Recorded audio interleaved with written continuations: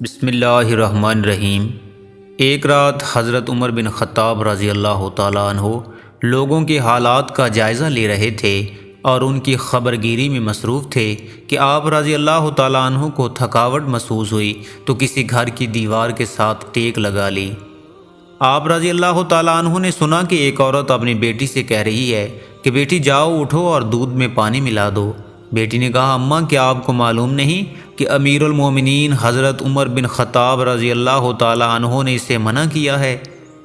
اس کی ماں نے کہا اے بیٹی جاؤ بھی اور دودھ میں پانی ملا دو، عمر رضی اللہ تعالیٰ عنہ تو ہمیں نہیں دیکھ رہا۔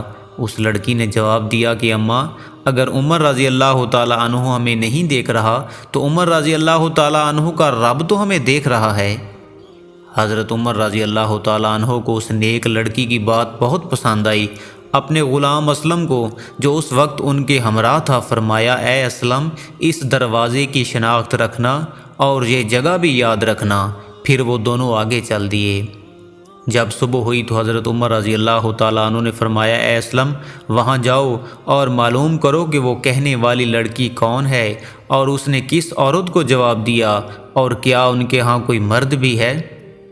اسلم معلومات لے کر واپس آیا اور حضرت عمر رضی اللہ تعالیٰ عنہ کو اس نے بتایا کہ وہ لڑکی کنواری غیر شادی شدہ ہے اور وہ اس کی ماں ہے اور ان کے ہاں کوئی مرد نہیں ہے۔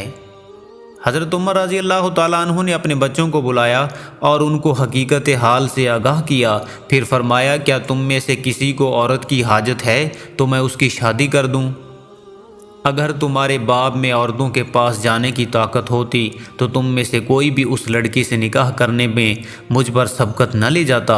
حضرت عبداللہ رضی اللہ تعالیٰ عنہ نے کہا کہ میری تو بیوی ہے۔ حضرت عبد الرحمن رضی اللہ تعالیٰ عنہ نے بھی کہا کہ میری بھی بیوی ہے۔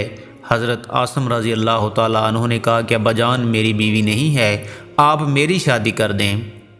چنانچہ حضرت عمر رضی اللہ تعالیٰ عنہ نے اس لڑکی کو پیغام نکاح بھیجا اور اپنے بیٹے حضرت عاصم رضی اللہ تعالیٰ عنہ سے اس کی شادی کر دی۔ عاصم کی ہاں بیٹی پیدا ہوئی جو حضرت عمر بن عبدالعزیز رضی اللہ تعالیٰ عنہ کی والدہ بنی۔ حضرت عمر بن عبدالعزیز بن مروان سب سے زیادہ عادل حکمران اور 5ویں خلیفہ راشد تھے۔